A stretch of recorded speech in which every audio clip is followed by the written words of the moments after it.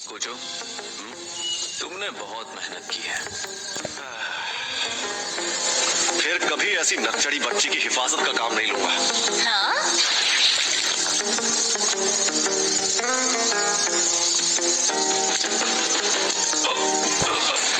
Jujutsu high के कवच के अंदर है। अच्छा वार था, पर ये बता तू है कौन? अगर याद नहीं तो फिर जाने दो। मैं भी लोगों की शक्ल और नाम याद नहीं रखता। कोचो, मैं बिल्कुल ठीक हूँ। शायद तुम जानते नहीं मैं कौन हूँ।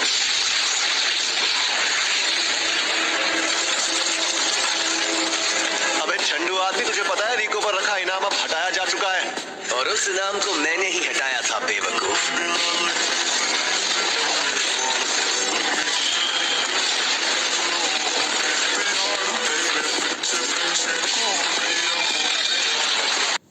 कोचो,